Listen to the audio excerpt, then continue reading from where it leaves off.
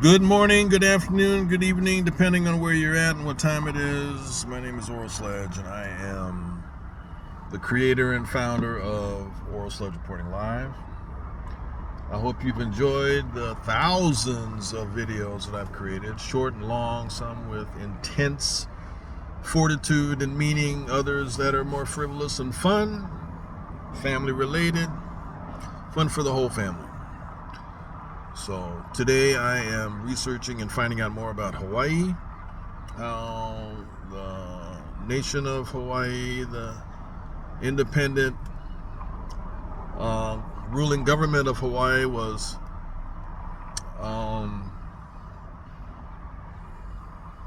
taken, supposedly on a temporary basis as it stands right now. However, they've had some misdeeds by military personnel to some of the locals way back when, that has been countered by locals who were attacking military back, especially in Waikiki on Friday, Saturday nights, or on payday weekends. You used to have a thing called Kilahawi Day, which was like, I think, the first Wednesday of every month. So Caucasians were in danger of being whacked on these islands. So very emotional stuff happens here, but it's tit for tat, people do to each other. But my concern is that, when I said I was going to run for office, and that's what I'm researching now, and every time I say it, folks go, what? Not necessarily, but they're amazed that I would even consider doing that. But the reason being is that I can't stand, even though for a short time I've been here 1 year, I don't like seeing people suffer, including myself. I don't like to see people good people, good, friendly, upstanding citizens on this island having to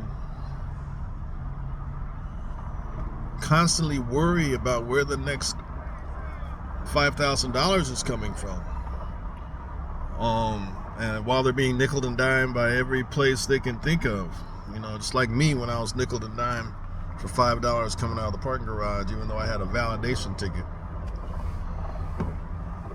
which is another more evidence to show that this is a society. This particular economy here is so outrageous, and I found out why. I'm digging and I'm digging and I'm digging. I'm finding out why, and it's because of a thing called the Jones Act. So the Jones Act was enacted requiring all commercial vessels that transport goods to the islands of Hawaii must be United States. The ships must be built in the United States.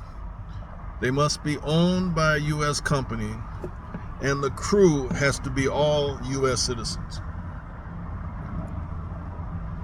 No exceptions. So if another shipping company from Taiwan came in and say, hey, we got our goods and we want to ship to Hawaii, they'll go along, no, we can't dock it because of the Jones Act. So, which in essence created a monopoly, and the prices that the monopoly decides to charge are what we all pay on the island.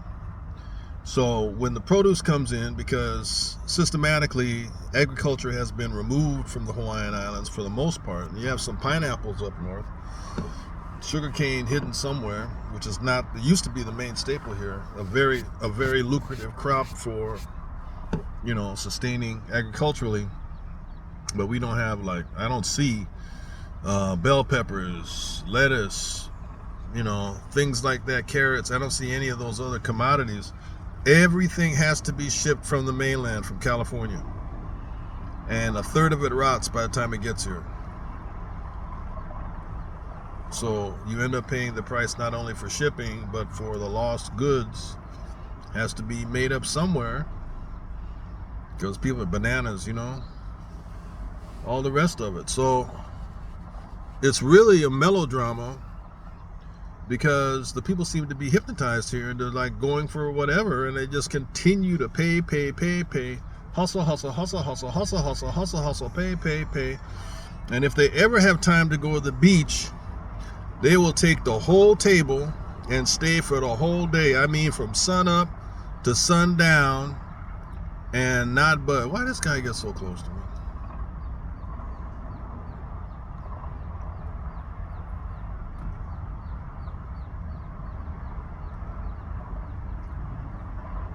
This guy got so close in front of me. I'm parked at a parking lot, and he just got all these different spots. And he come right next to me and park right up on the bumper of this loaner, this rented vehicle.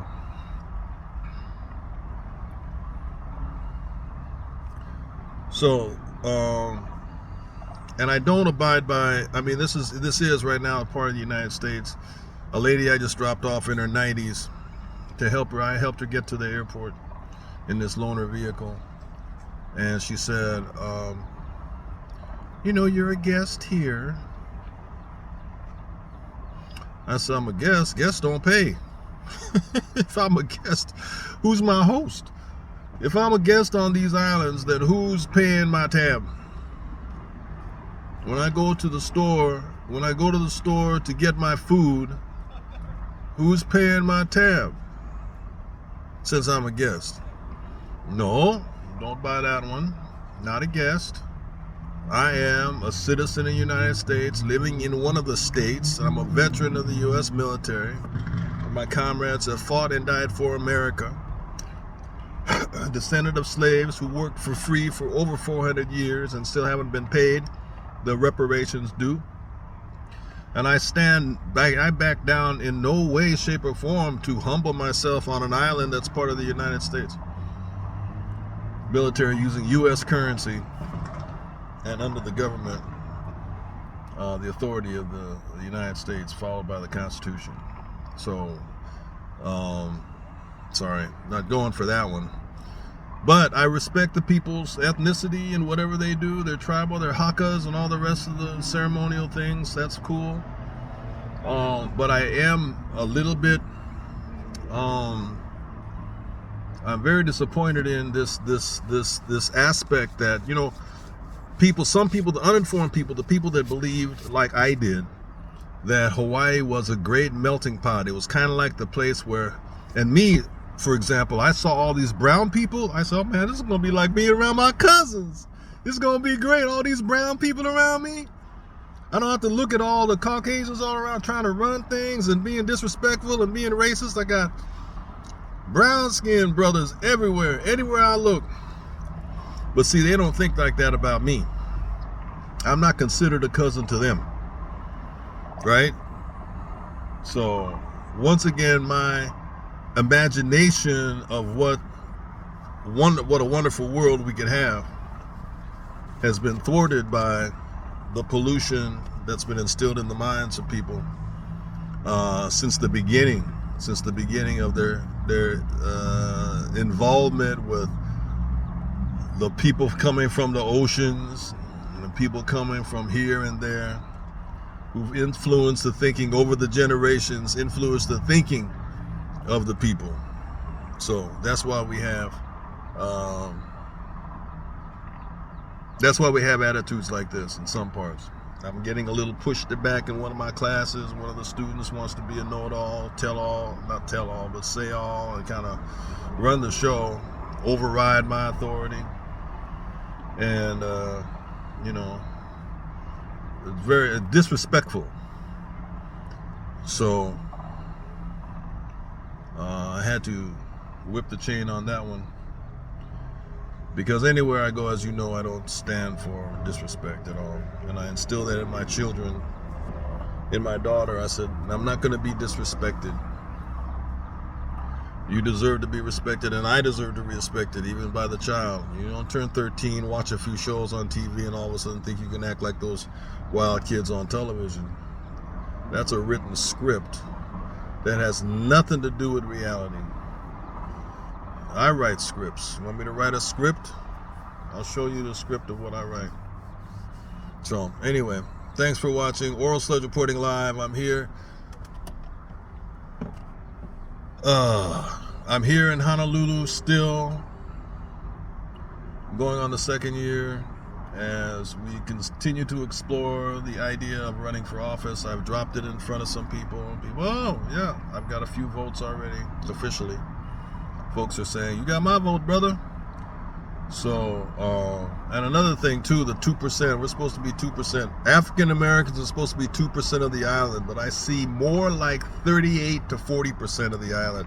Honestly, if you don't include tourism, if you included tourism, it might even be more. I see groups of 5, 10, 15 brothers and sisters, their whole family just walking about in groups exploring Hawaii because they too are under the impression that this aloha state is full of love, friendship, kindness, and good nature at every corner.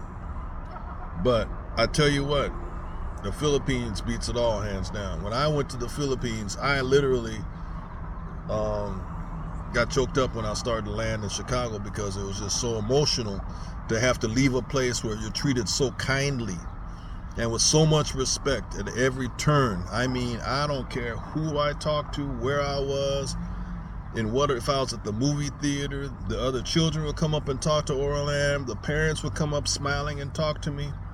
It was a friendly place to be. More friendly than I've never been around. Maybe Seattle was like that when I was a child before the Californians came up and warped it. But I've never been around that much courtesy in my life. So Hawaii is not like that. I don't see people coming up to you. Matter of fact, I noticed I asked a woman, this woman this morning, she was wiping down, this was funny, woman was wiping down her car. She got a new car, she wanted to wipe it down, make it shine. And I'm at the school, and I just got out of class, and I happened to glance over at her wiping the car, and she turned and looked at me, and then she did a double take and made a frown like this, and I rolled my window down. I said, hey, what's wrong with you? I said, you made a face at me, what's wrong with you? Oh, nothing. She didn't expect to have somebody respond to that. You give me a dirty look like that. I said, you give me a dirty look, I'm going to confront you. I don't care where you are, what time of day, if you're a man, a woman, an old woman, a young man, a baby. I let babies go. If a baby gives me a dirty look, I'll let that slide. But grown-ups, I don't allow. I'll check them in a minute. So represent. I represent immediately. Respect is paramount. Number one, especially people of color. We have served and been abused by America far longer than any Hawaiian ever has. So we should be on the throne, being respected and bowed down to more so than any other ethnicity on this island anywhere, in my humble opinion. So, respect, number one. Sledge reporting live from the island of Oahu, looking for aloha. Peace.